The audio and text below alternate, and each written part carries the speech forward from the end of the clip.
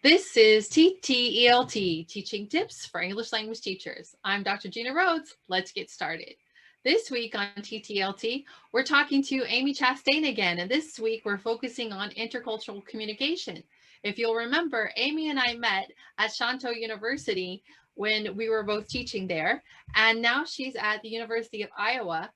And we learned a lot about Amy and about Story Stitch last time, but this week we're going to talk more about how to teach your students more about intercultural communication and learn more from Amy.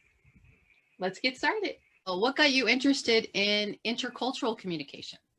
I told you I was born this way. But more specifically, as really my main core focus, I mean, it started even in grad school. I mean, even the courses that I chose there, and my favorite courses had to do with intercultural, teaching and learning and that kind of thing. But when I was living in southern China, as you know, I was working with Don Snow, who was one of the original founding members of the Intercultural Communication intersection in TTELT International. And he was also trying to work very hard at that time to kind of make us and our institution there kind of a hub within China and within that region for intercultural teaching and learning, and kind of experts in intercultural communication.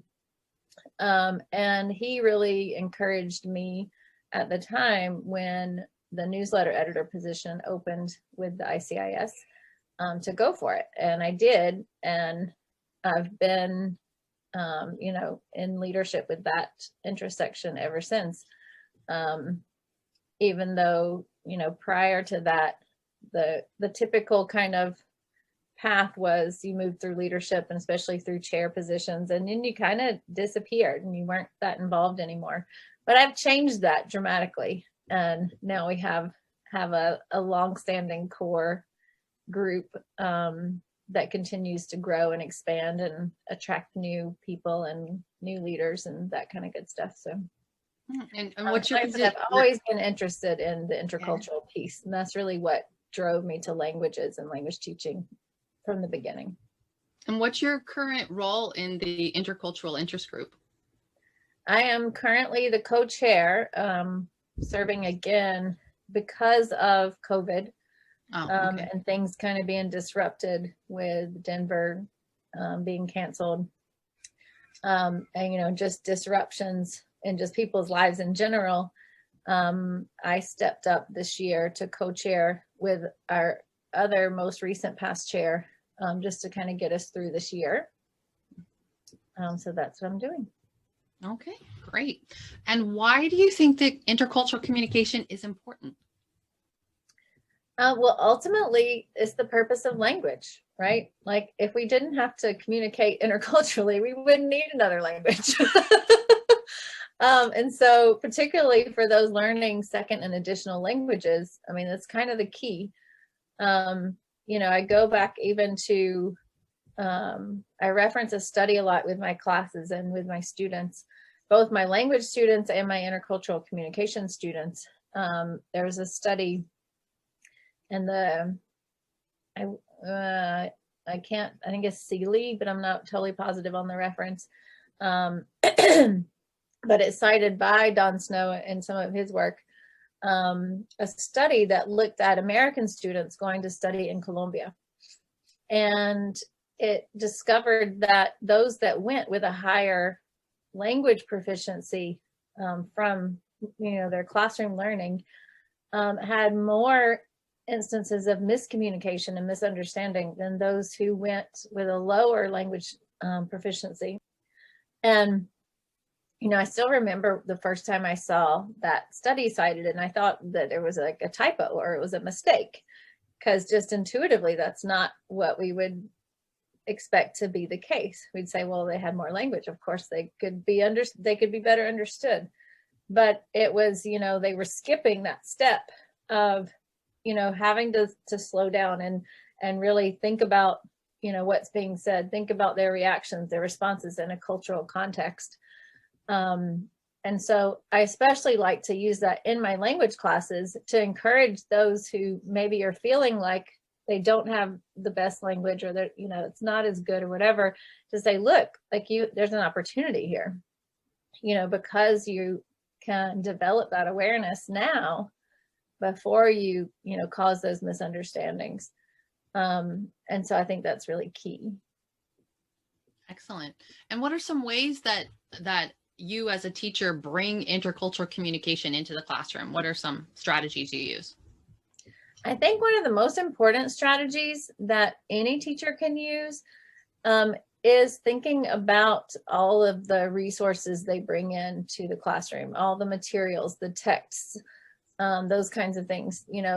Anything that goes beyond their own teacher voice and presence that they're supplementing, whether it's with audio recordings, whether it's with readings, whether it's with short TV shows or interviews or any kind of video, music, whatever it is, to really be very conscious about the author and the originator of all those texts.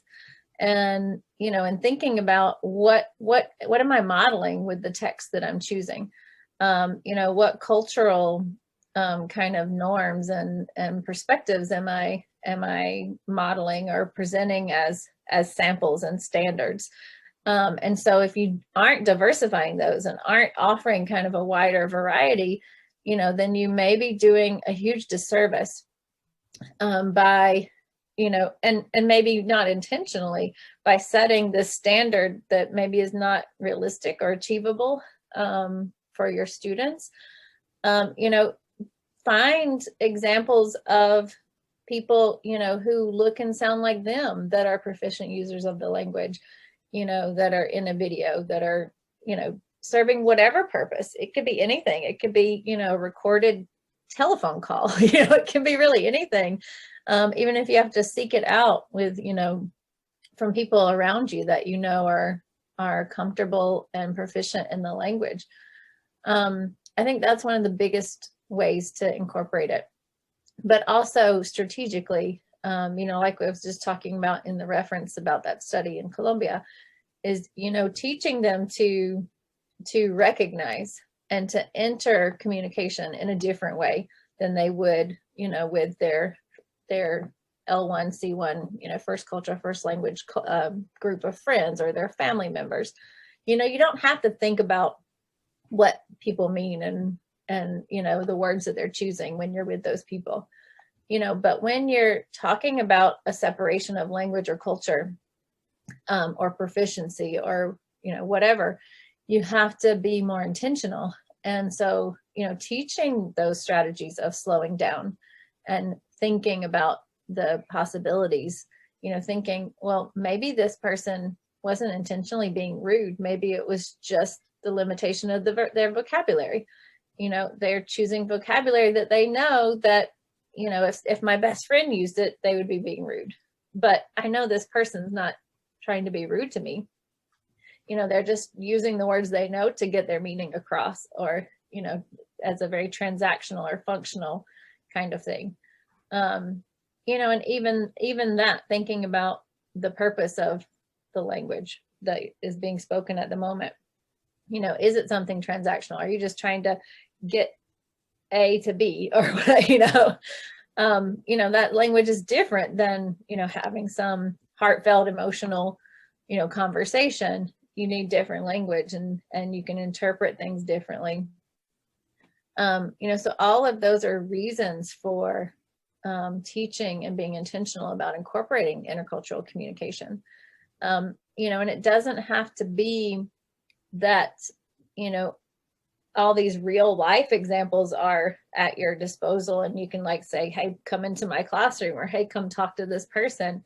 We can use all the resources that are available from, things on the internet to, literally something that you might have just saved sometime that you got in the mail, or it could really be anything that has text, whether written or audio files of any kind. And you can plan conversations over Zoom if you have the technology, available. I've seen people just reach out even on like the TESOL boards, you know, on the listserv saying, I want my students to be able to talk to some people somewhere else. Is anybody interested? You know, using people to connect to other people, I think is really important. Okay. Can you give us an example of something you've done where you've done this in your classroom? So I've done it in a multitude of ways. And so back when I was living and teaching in China, for example, STU.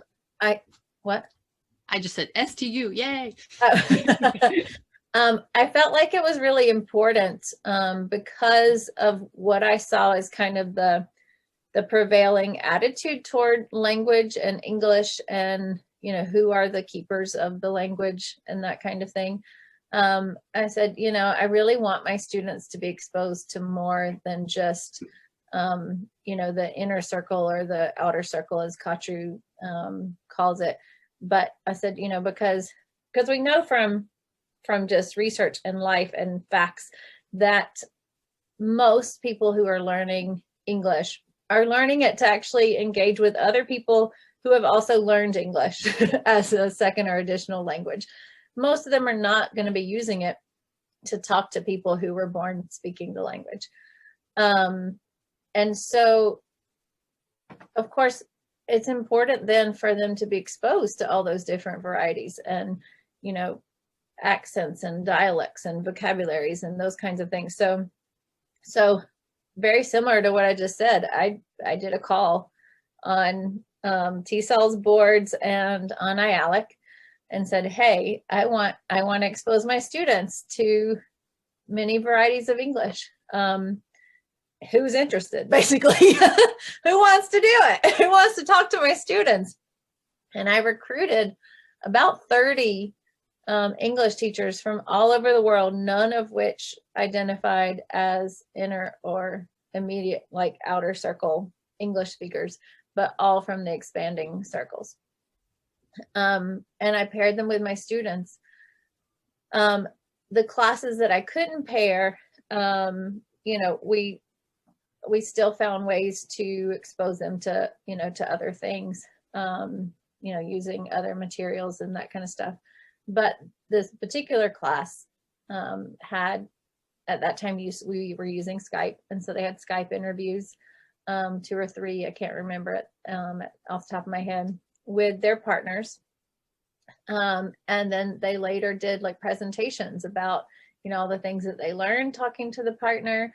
And we even talked about, you know, whether or not they would feel comfortable like learning English from them, and, you know, which skills would they feel comfortable learning English, you know, from these different speakers of English. And it was a really rewarding experience for me and for the students. More recently, now I teach, again, I incorporated in language classes, but I also teach classes that are specific to intercultural communication and engagement. And so I have them seeking out, and this is going to vary depending where you are, but I think you can do it to a certain extent in most places, because, you know, culture is not just about, you know, geopolitical nation state kind of cultures, right? In many of the places where we all live and work, there are different cultural identities and groups all around us. And so I've required students to seek out activities or events that are sponsored by, hosted by, targeted toward groups of which they don't identify personally, and go to it and say, like, just go and see what it's like, you know, try to have some conversations, you know, introduce yourself to some people. And that's been really cool. Can you give us an example of a group that a student went to? Yeah, I had this one student who was native to Iowa, a male student from rural Iowa, who he had to go to an event, right? Because he was required to, and they had to go to 2 in this very limited time. And he tried to get some friends to go along with him, and nobody wanted to go. And he ended up choosing this fundraiser. And And it was a fundraiser for, I believe, Syrian families at the time. And it was hosted by, I'm not sure if it was specifically a Syrian group or if it might have just been like our Muslim Student Association. But they were having this big fundraiser, and it was like black tie kind of thing. And he shows up, not knowing anyone, all by himself, because none of his friends would come with him. And he said, and he got to the door, and he told me all this story. It was, and I was like, this exactly is why I teach this class, like for these things to happen. That he got to the door, and he saw all these families, like, like parents and children and all this running around. And so he's feeling even more out of place than he even was when he arrived. And he's like, he just starts scanning the room, like looking for, like, where can I even sit? There's, in his tables, it's like a dinner and entertainment, all this kind of stuff to raise money for Syrian refugees at the time. And he said he starts looking around, and he notices a table of mostly young men.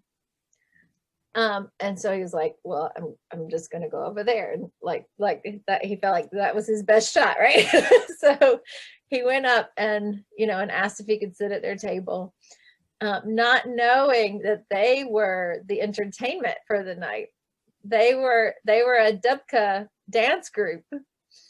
And so he had like this great time, and he said everyone was so gracious and welcoming of him, and he just loved it. And, it was one of those things, like, I never, ever would have experienced anything like this had you not made us go to an event. And some aren't as dramatic, but I've had people even go to, like, on our campus, we have multicultural houses. So like we have a African-American house, and we have an LGBTQ house, and like a Pan-Asian house. And I've had students even go to those houses and just like go to the door and walk in and be welcomed and, engage in conversations. And they'll say, like, I didn't even know that I was that I could go to those houses since I'm not X or Y, And when you say houses, are you talking like sororities and fraternity houses? Or no, they're just physical houses as a location, like a safe space for people who identify and have that in common, those identities in common. And so I just had, again, some like rural Iowa students go to the African-American house, and they were like, it was so cool, and like some other students go to the LGBTQ house and like talk about how welcoming people were and how open they were to them visiting the house. And I think those things are really, really cool to watch happen. I can imagine. Yeah. A couple of things that I wanted to check on before we go further. You were talking about pairing the teachers. So just to clarify, you had each of your students paired with one English teacher from from a first language circle. Yeah. Yeah. And so can you give me like an example of one pairing? Like, what were the cultures of the two people? Oh my gosh. I mean, they were from all over. We had some, like, I want to say even had one like from like Bahrain or somewhere. And we had some from Russia. We had some from the Philippines, I think. There were so many places that like I can't possibly remember now. But it was just so cool for them to be exposed to places that they had never been exposed to before, and people and culture. And I'll have to dig out my old list. Like, now you have me like thinking, where were all those places? And so say like you've got a teacher from Bahrain, and your students are from majority of your students are from China, and you said you've also got some Colombian. Yeah, well, this was when I was in China, so they were all Chinese students. Oh, okay. So you had like teachers from around the world who were working with your Chinese students. Okay. I was thinking this was when you were in Iowa. Okay. No, they just had like 2 or 3 Skype interviews together. Like, and that's what they did to be, kind of exposed to each other. And then my students, would do some more kind of research and stuff on where these people were and that kind of stuff. All right. Yeah. Now, and I've also like paired classrooms, like between China and Georgia, for example. I partnered with a professor at a college in Georgia for a few years, actually, where we would pair my students with her business students. And that was really interesting and cool because they would ask like, questions that were specific to, them thinking about like business perspectives going internationally. But I've also when I was in China, I would have Christmas morning, as you know, we weren't off, it wasn't a holiday. And so every Christmas morning I would have my classes Skype with people back in America who were celebrating Christmas Eve at the same time as it was Christmas morning in China. And that was so cool. And so that was our class. And, I think some of it sometimes is just kind of us being able to disconnect what we see as a class activity or what, because we can turn anything into a learning activity. And even, whether or not you add any sort of structured assignment to it or not, you're using the language and that's, kind of the point, right? That, and so it was really, really, really cool. Exactly. Okay, so let's look more about how, when you have an intercultural course, how is it that you teach values understanding in intercultural cultures? So there are some sources that I use that start to touch on values. Young Kim has an article that I use as kind of a foundational article in my intercultural class. And the article itself is called Finding a Home Beyond Culture. And in that, she introduces the students to the idea of interculturality and how, like I was even saying earlier, that we're all, we all are influenced by, everybody we come into contact with, and certainly other cultures that we have contact with. We can't be unchanged, by those interactions. And so this idea of interculturality is new, though, for many of our students, to think of themselves as being something different than they were kind of born, and so this idea is introduced in that. And, it talks about, this idea that, we have to kind of get uncomfortable sometimes. We're going to have those moments of, while we're in the process of kind of changing or adapting or growing, there's going to be some discomfort. There's going to be some things that are kind of broken down that maybe we didn't expect, or, while we're rebuilding some new idea or new identity. And so later from that, I'll take students through a values activity. This just, is a list of values, and, you could find one or you could create your own, right? We all know these kind of words that, are values that are important to just humankind in general, right? To some degree. Can you give me some examples of some of these words? Like friendship, success, love, family, wealth, health, mental health, so many different things, right? But I have the students take this list, this pretty substantial, and they first identify like the 10 that are most important to them. Then they have to like kind of bring that down to the top 3. And so I give them a little time to do that individually, and then put them in small groups or pairs to talk about what they chose with each other. And this can work whether or not your class is that diverse. I'm fortunate in my intercultural classes for the most part, when I've offered these classes, I have had an unusually diverse class, particularly for my context.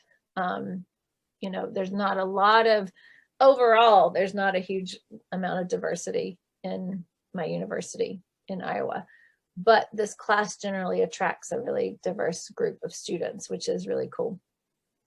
And when you get people to start talking about the values that are important to them, And especially if they're paired with people who maybe they didn't see as directly the same as them. And again, even in more monocultural contexts, you know, you can find those variations and differences of background and those kinds of things in your class, right? And so that starts the conversation of well, why are we even talking about this? You know, and talking about how so much of our actions and certainly our reactions and our motivations are all rooted in these values. And if they are for us, then that means they are for you and for him and for her and for them. And, you know, and that goes back again, kind of addressing that, let's slow down, let's take a step back and process things in a different way. Because if we start thinking of everyone's actions and reactions being rooted in some of these values that we share at some level, you know, whether or not they ranked as our most important, you know, we still see, and the conversation also happens in the class where they'll say, well, I picked family and you picked love, but we really picked these for like essentially kind of the same ultimate reasons and those kinds of things. And, you know, and so that's all getting distilled down. And then they start to say, well, okay, I can see how these people that I see as very different from me are still acting and being motivated by these same values at their core. That sounds like a very powerful thing to bring into the classroom. And like you said, you can do it in any classroom, even if your students are all from the same culture. There's still a variety of values within it. And there's a variety of vocabulary that you're introducing language-wise. Okay, well, do you have any specific tips for teachers who are teaching in a country where their students all have the same first language? What would you encourage them to do to have more intercultural communication throughout their course? Like I said in the beginning, certainly in text selection, and certainly in, you know, audio selection, you know, trying to find diverse representations of people using the language as models. One of the things that I also do, particularly in my language class, is I bring in spoken word poetry. And you can find many examples of that with different dialects, and certainly even coming from very different cultural experiences, as you know, is a lot of what drives spoken word poetry. And I'll use that for imitation practice and mimicking, so that they're, you know, trying to get the emotions, the intonations, the word stress, the rhythms, all that stuff. And one of my most recent, most satisfying, I just loved watching. It was like, so it made me feel so good watching this video that a Korean grad student of mine made. And but the words and the voice that she was mimicking was an African-American male talking about the fear that his mom had when he went out and worried about him being killed by the police or something else. And to see this female Korean student using those rhythms and intonations and the vocabulary and whatever, like, was so beautiful to me, you know, because, you know, even in our context, I've had African-American students talk about openly to me in my intercultural class about the pressure or the emotional kind of labor that they feel in an academic environment to code switch from their own variation of English.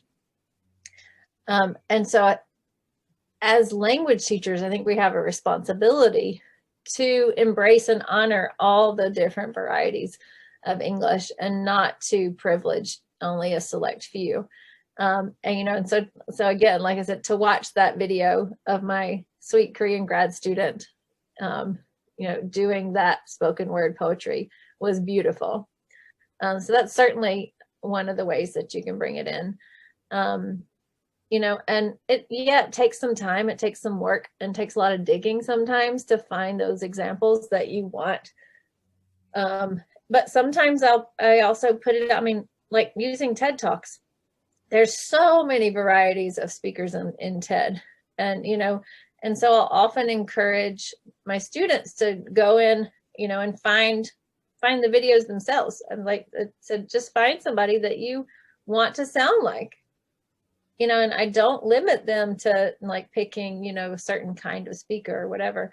So, you know, find somebody that you like the way they sound and that you would like to emulate, you know, and again, using it for the practice of all those language features that are beyond just making the phonemes and whatever, because we know so much of the meaning is not coming from that.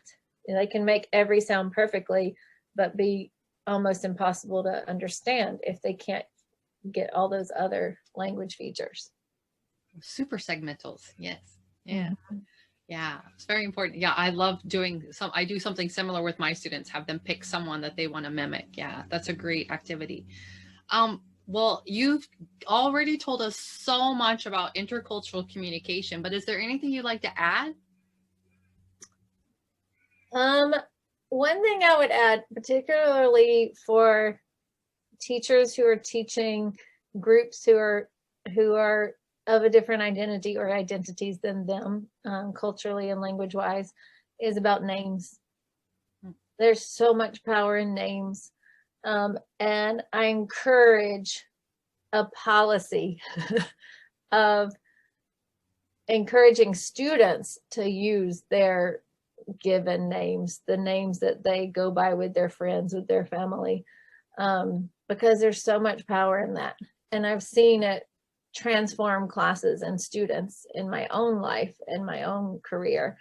You know, I've seen other students react when I call them by their actual name and not, you know, an English name, you know, and watch the other students like be shocked and surprised, and they're like, your teacher knows your name? You know, and that for me is a priority, and it became a priority early in my career because I wasn't that great at it at the beginning, and I had a hard time learning all my students' names. And interestingly, I actually have a harder time remembering those who are using English names and not their real names, because it's just a disconnect for me. Like it just doesn't go. Like, you don't look like a Henry, like, you know, or whatever it is. And so you know, I spend a lot of time in the beginning of my classes learning names and encouraging everybody around them to learn the names too, not just me taking it on. But, you know, in most of our classes, like, you know, they endure for several weeks at least. And, you know, and especially with something like language and especially communication, like we need a comfort level, you know. It's scary to speak out when you think you're going to make mistakes and those kind of things. So it contributes so much to the willingness to speak. You can create that environment where everybody's feeling comfortable together, you know, everybody knows each other's name, like that creates a different environment in the class than, you know, than if it's the teacher's up here and it's you and you know, whatever, purple glasses, whatever it is, instead of learning names. And so I give myself 2 weeks max, and I usually have it by the first week. And that has been true whether I've had, you know, 90 students or 20 students. I keep the same rule. So it's a good rule to have. Yeah, I think it is important that the students feel comfortable with the name they're being called in the classroom. Yeah, excellent. Well, thank you so much for this, Amy. I think I have enjoyed learning your perspective on intercultural communication, and I'm sure all the teachers listening will as well. Go TTLT. Here are some of the top teaching tips that I learned from talking to Amy. First of all, she says that it's important to get your students out of their comfort zone, because of course, if they're in their comfort zone, they're not thinking about other cultures and how they can learn from people from other cultures.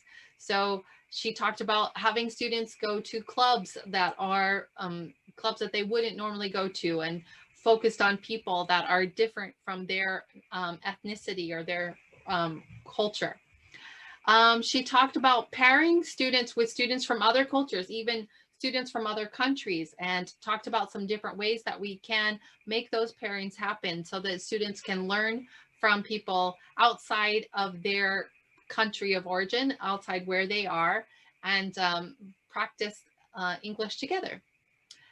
And she talked about how you can help your students compare values and think about what's important to them in their culture or in themselves, and think about how that compares in other cultures. And you can see that, of course, you're going to see some differences, but you're also going to see a lot of similarities.